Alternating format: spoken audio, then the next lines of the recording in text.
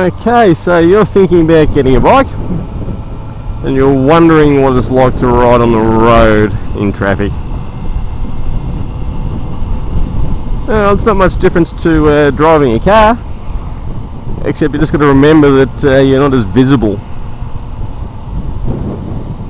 Give yourself a bit more room than you normally would when you first start riding, just so you can get used to pulling up. Gives you a bit more time to react. Also remember to check your mirrors a lot, side streets, and park cars. They might see the car behind you, but they might not see you, which can be a little bit annoying. Whoops.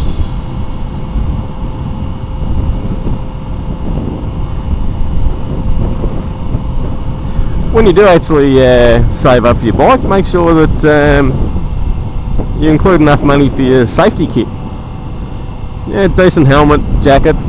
Currently wearing a mesh jacket because it's pretty warm, so it lets the air come through. I don't sweat like a pig while I'm riding. Hello.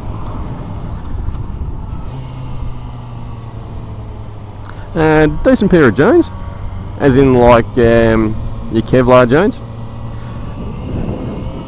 Just yet you've got a pretty cool pair of Levi's. Don't necessarily think that you're going to be safe in them. If you happen to come off and you're sliding down the road on your bum, the jeans will melt into your skin and you've been a world of hurt. Also too, a decent pair of boots. Don't go riding in your runners or your thongs. Runners, you'll have a tendency of getting the shoelaces hung up on the pegs, which is a pain if you try and put your foot down when you pull up at lights, only to realise that, well, you can't. When you do pull up at traffic lights, keep an eye on the cars behind you. What they actually do is they can see the car in front of you, and that's what they use as a reference to pull up. So they might be texting or reading a text, or they're doing something stupid in the car, and yeah, they don't see you, and before you know it, you'll have a car up your ding. If you do find yourself in a situation where you can't get away from them, lay your bike down and shuffle off to the side of the road.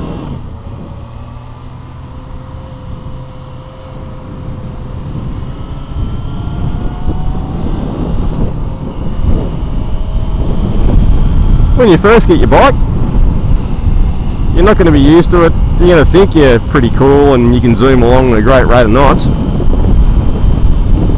But yeah, get used to your bike first. You don't have to drive everywhere flat knackers. Ride within your abilities. For the first few weeks, ride it like you're driving a car. Get used to the balance, get used to riding it slow, get used to taking off at traffic lights. Because the last thing you want to do is filter through, only to find out that the second the lights go green, you stall it, because you're not used to balancing the accelerator and the clutch. Can be a bit embarrassing. Be aware of the road conditions. White lines like these little suckers, the ones that separate your lanes. First thing in the morning they can be quite slippery, especially if you have cold tyres. What happens is you get a bit of moisture on there and it stays there. You haven't got as much traction first thing in the morning when your tyres are cold. Plus with the combination of the moisture on the white lines, yeah, it can be quite slippery, especially cat's eyes too. It'd be quite annoying if you're trying to filter through traffic lights and you start sliding a little bit. You haven't got too much room to play with anyway, so last thing you want to do is slide off. It's a bit windy today actually. Bit of a north wind, blowing me all over the place.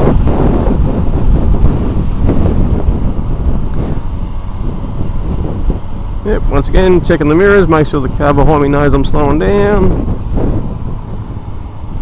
Now this big lump in front of me, I can't see too much about what's going on in front of him. But also any cars that are parked on the side of the road, like Harry here, or any cars that are entering from the left hand side can't see me. So what I'm going to do is I'm going to position myself on the left hand side of the lane here. So anything further down that road has a clearer view. But I'm also going to utilise a full lane. It's called owning your lane. It's where you don't ride in the extreme left or the extreme right, because what you find is a cager or a car, they're going to try and squeeze into your lane if they're in a bit of a hurry. So sometimes you'll find there'll be a car right next to your leg, and the good thing is they stare at them because they know they've done something wrong, and they pretty much won't even look at you. But yeah, just be careful of that. Okay, there's a couple of roads coming up on the left, so I'm going to position myself in the left hand side of this lane because the road sort of veers off to the right. So there's a silver four-wheel drive up here. I'm going to give him the best view of me possible by riding in the left hand side of the lane. So if I was in the right hand side, he wouldn't see me till the last second. So if he's in a bit of a hurry and he tries to zoom out behind this white Mitsubishi here, he's going to collect me in the process, which would be bad.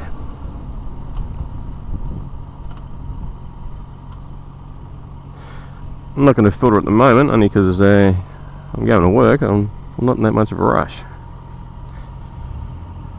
Also, the scenery around here can be quite nice at times.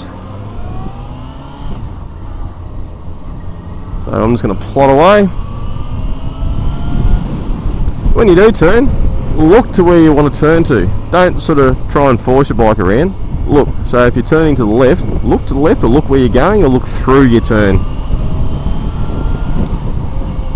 Don't become fixated on something that's halfway around the corner, because what you'll do is you'll ride to it. Same if you see something in the road, don't stare at it, look to the left or the right of it. What you're doing is you're aiming your bike pretty much to where you're looking. Yeah, you stare at something, you end up riding over the top of it. Little scooter boy's in a bit of a hurry. He's got his Kevlar thongs on and his t-shirts, so he'll be fine. Helmets, get a full face. Open face, yeah, look, they're good during summer and you get plenty of air flowing through your melon. Only problem is, if you do ever come off your bike, which hopefully you won't, no one knows how you're going to fall. For all you know, you could whiz over the handlebars and slide down the road on your face. Now, in an open face helmet, well, I'll let you do the math. I've always worn full face, always will wear full face helmets. But each to their own. I mean, if you talk to any decent bloke in a motorbike shop, look, he'll show you the full face. Sorry, the open face. But he'll steer you towards a full face if you ask him the hard questions.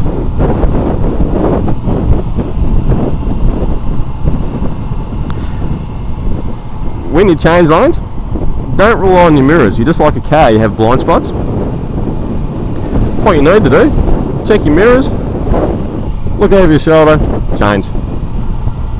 Same again, check your mirrors, look over your shoulder, change. Like I said, just like a car, there could be something in your blind spot, you don't know.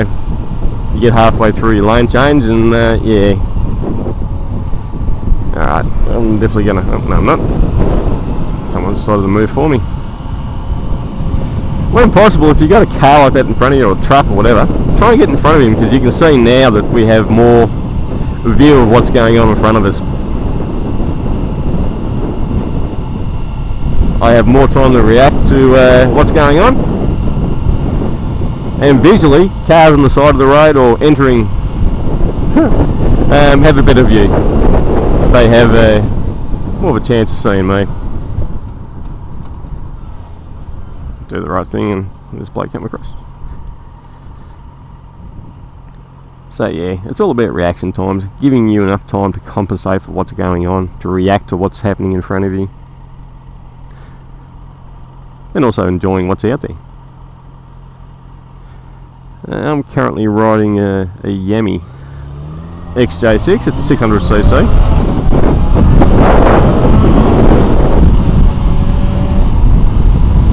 Some people like 250s.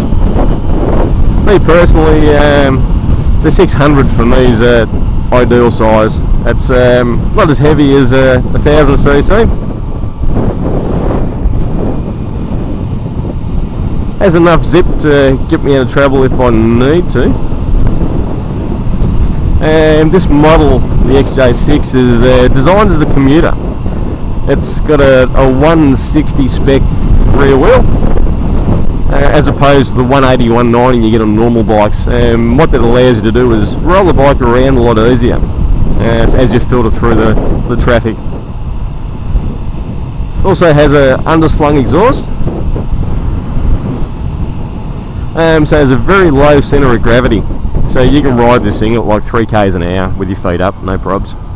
She's well balanced.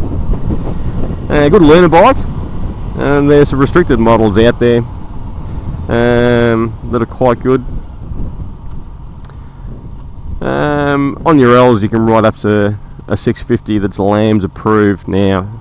This model's an 09, this came out just as the LAMS are starting up, but sadly this one isn't LAMS approved. She has a bit more zip than you're allowed, but there is a couple of models, XJ6 SL I think it is,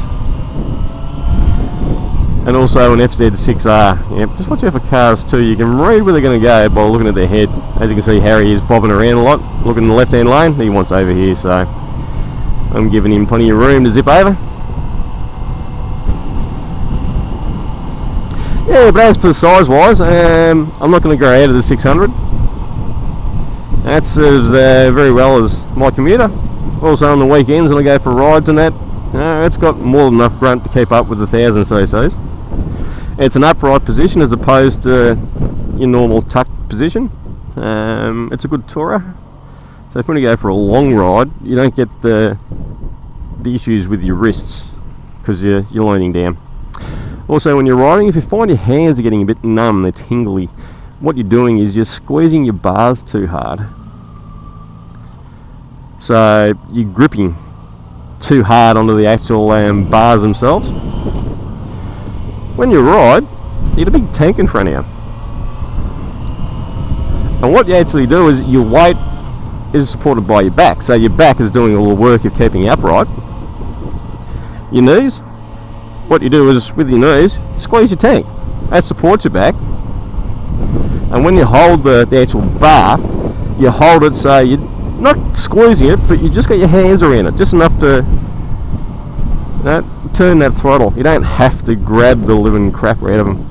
So if you have that problem, yeah, that's pretty much what's causing it. You're grabbing your bars too hard. Just relax. All your weight's supposed to be supported by your body anyway, so yeah. Tingly fingers, and just relax them a little bit. Give them a little bit of a workout. Put them back on, but don't grab anywhere near as hard. You don't have to grab the living crap out of your bars.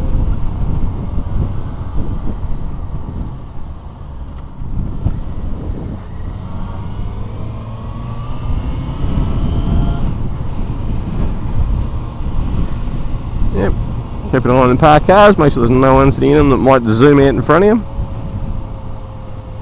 Always be prepared for cars if they do. When you turn, once again, test your roundabouts, surprising how many cars don't stop. Look through your turn, where you want to go, and your bike will take care of the rest. Same again, look through your turn, your bike will do it all for you.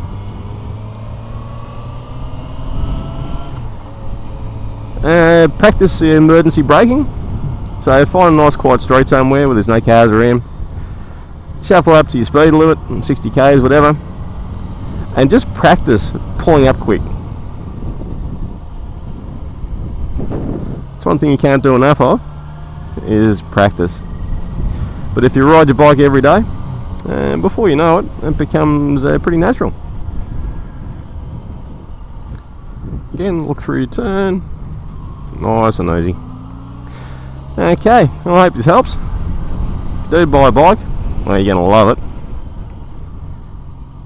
And good luck. Stay upright.